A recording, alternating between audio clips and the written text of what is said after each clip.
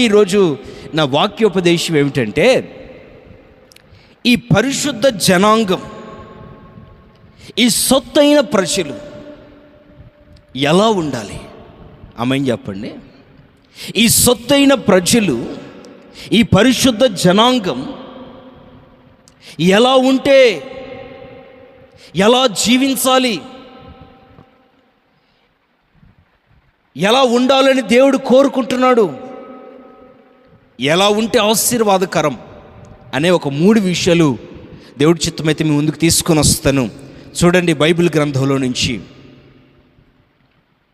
కొరింథీయులకు రాసిన మొదటి పత్రిక 16-13.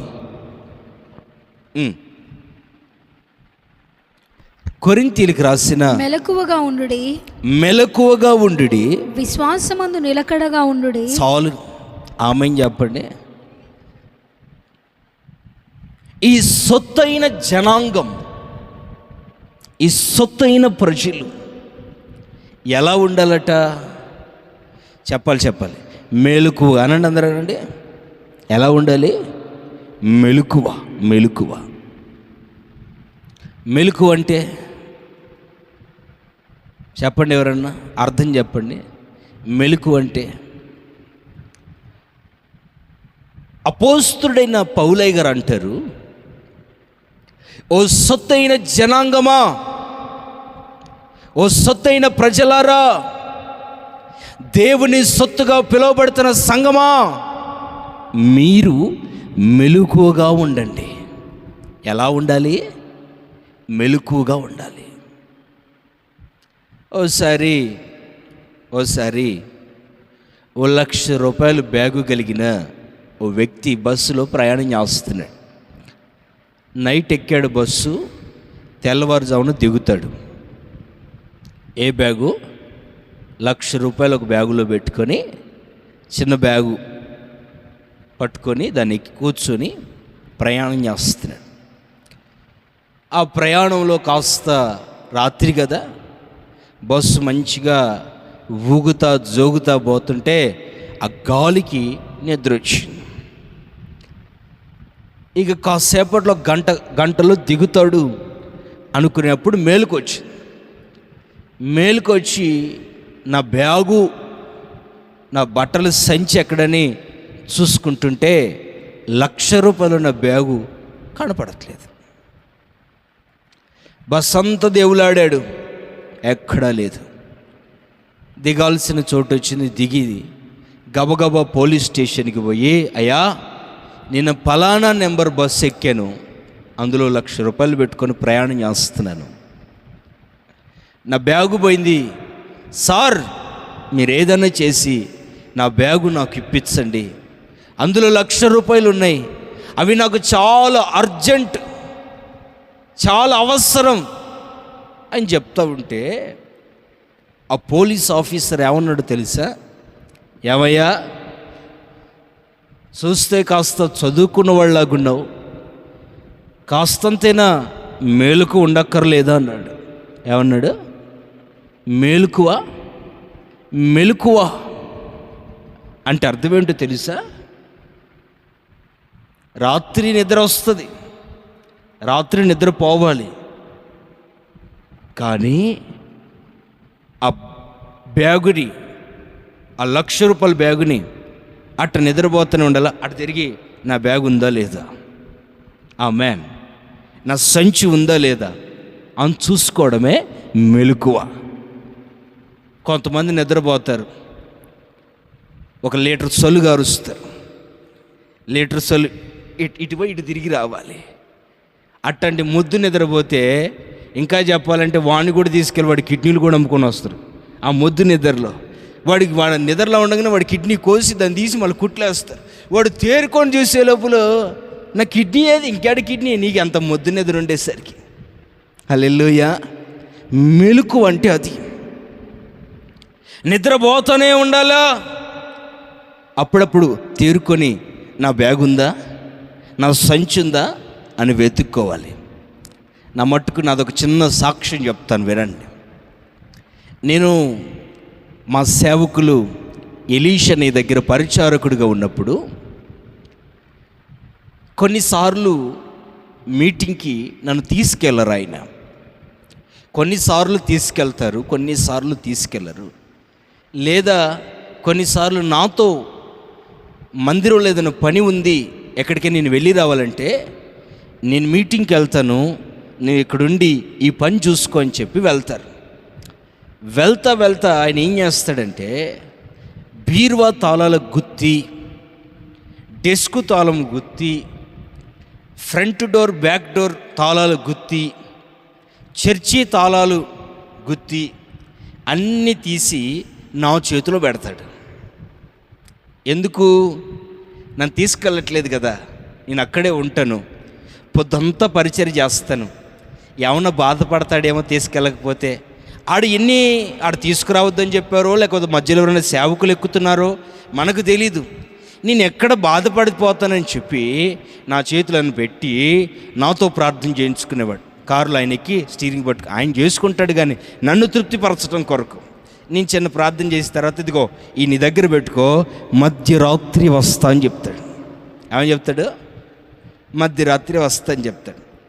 నేను చక్కగా రాత్రి అయ్యేసరికి పడుకుంటాను కదా, నా దగ్గర ఒక తాళపు చెవి కాదు ఉంది, 4-5 తాళాలు గుర్తులు ఉంటాయి. నాకున్న భయం ఏమిటంటే నేను పొద్దంతా పరిచయం చేసి అలిసిపోతాను.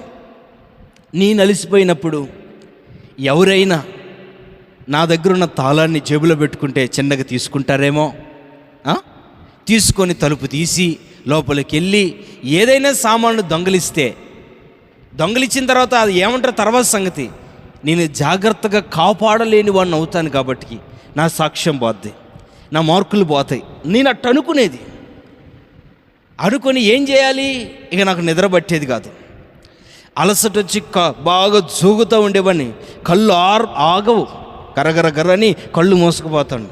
ఇట్లా కాదని ఏం చేసేవానంటే, దిండు ఉంటుంది కదా, దిండు కింద తాళాలు గుర్తు పెట్టి ఆ తాళాల గుర్తుని చేతితో పట్టుకొని చెయ్యి పైన దిండు పెట్టుకొని దిండు పైన తలకాయ పెట్టుకొని పడుకునేవాడిని.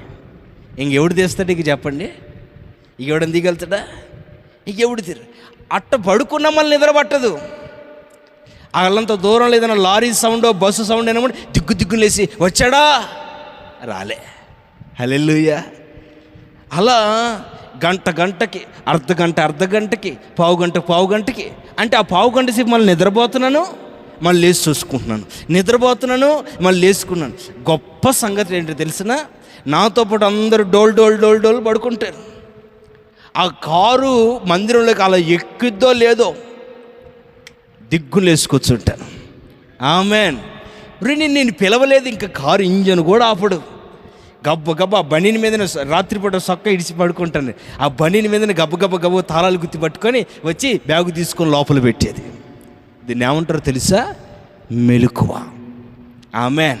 నిద్రపోలేదా? పోతున్నాను. కానీ తాళాలు గుర్తి కాపాడలేదా? కాపాడాను. దీన్ని మెలకువ అంటారు. ఆమెన్, హల్లెలూయా. నా దేవుని ప్రియులారా, నా దేవుని జనాంగమా, ప్రభు రాకడికి మనము సమీపంగా ఉన్నాము. ప్రభు అతి త్వరలో రానై ఉన్నారు. ఆయన మేఘారుడై వచ్చు కాలము సమీపంగానే ఉన్నది. మరి నీ దైనందిన జీవితంలో మనం ఎలా ఉండాలో తెలుసా? మెలకువగా ఉండాలా. ఆమెం చెప్పండి.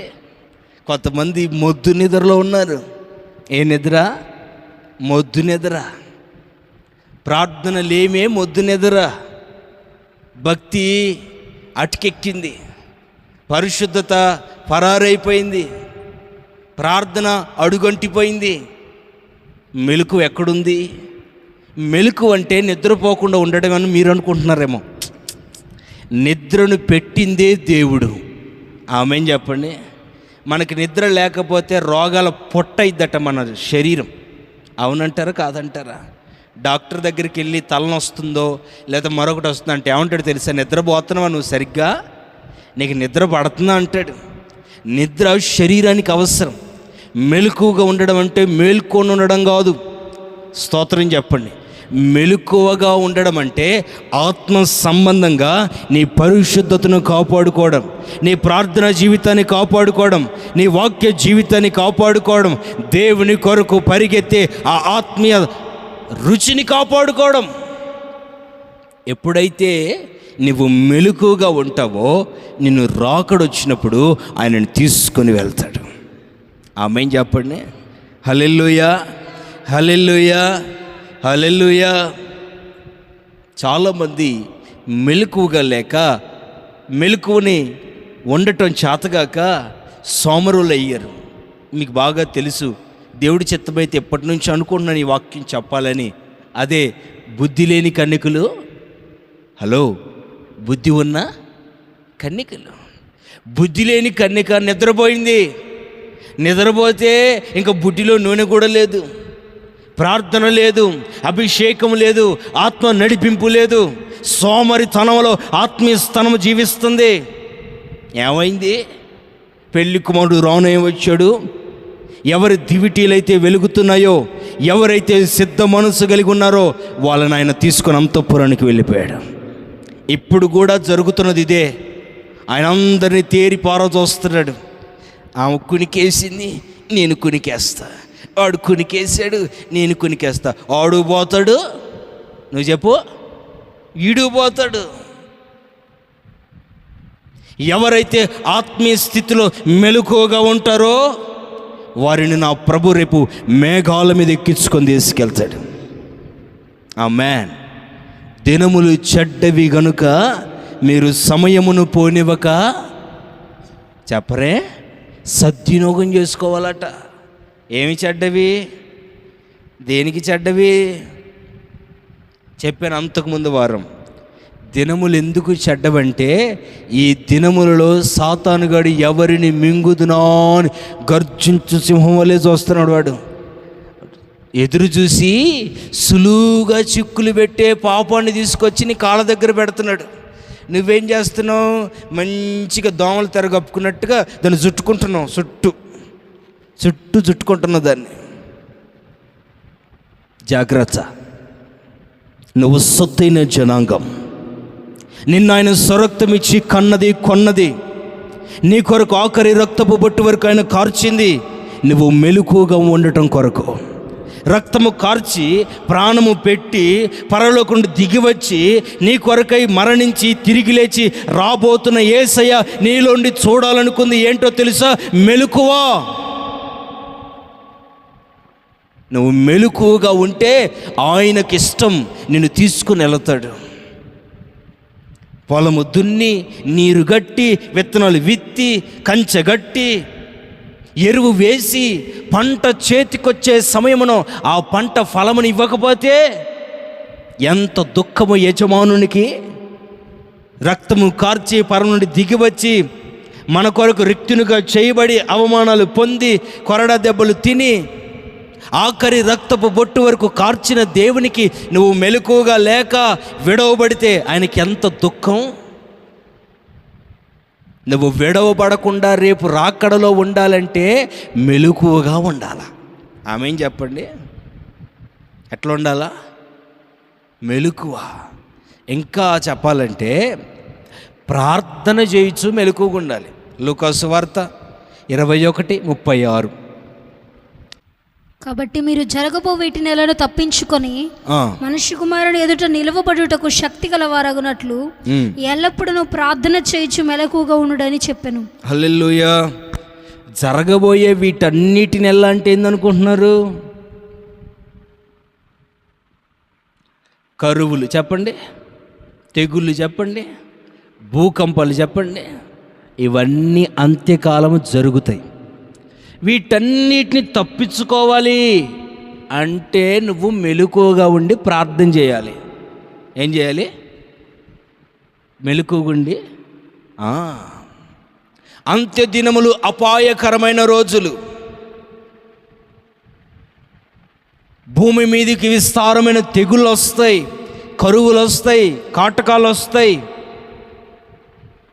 ఆ పరిస్థితులన్నిటి నుండి సొత్తైన జనాంగం తప్పించబడాలి అని అంటే వారు మెలకువగా ఉండి ఎల్లప్పుడూ ప్రార్థన చేయాలి.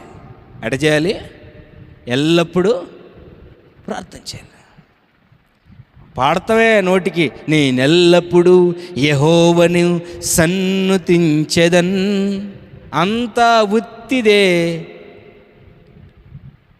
ఎల్లప్పుడూ యెహోవాని ఏం చేస్తారట? అంతా ఉత్తిదే. దేవుడు తన చాట చేతిలో పట్టుకున్న సమయం ఆసన్నమైంది. గుర్తుపెట్టుకోండి, చాట ఆయన చేతులకి వచ్చే సమయం దగ్గరకు వచ్చింది. సమయం లేదు ఇంకా. ఆయన చాట ఆయన చేతిలో ఉంది. చెరుగు కాలము సమీపించింది. నువ్వు రక్తంలో కడగబడ్డానని, నేను ఆయన నా కొరకు ప్రాణం పెట్టాడని, నేను ఆయన రక్షణ పొందానని, బాప్తీసం తీసుకున్నానని సంబరపడిపోతే ప్రయోజనం లేదు. రాకడలో ఎత్తబడటమే ప్రయోజనం. ఆ రాకడలో ఎత్తబడాలంటే ఎవరైతే ఎల్లప్పుడూ మెలకువగుండి ప్రార్థనా జీవితాన్ని కాపాడుకుంటారో వారిని ఆయన అంత్యదినంలో లేపుతాడు. ఆయన తన రెక్కల మీద చాపి తీసుకొని వెళతాడు. ఆయన ఏం చేయాలి? మీరేం చేయాలి? ఈ అంత్యదినాల్లో ఆయన చేట ఆయన చేతిలోకి వచ్చి చెరుగు కాలము సమీపించుతున్నది కనుక సోమరిపోతులై దీవారాత్రములు తినుము, తాగుము, సుఖించుము. ప్రార్థన వద్దు, వాక్యం వద్దు, మందిరం అంతకన్నా వద్దు అని ఎవరైతే అజాగ్రత్తగా జీవిస్తారో వారిని వాడు వస్తాడు, వాడు ఖర్చుకొని అదో పాతాళానికి తీసుకెళ్తాడు.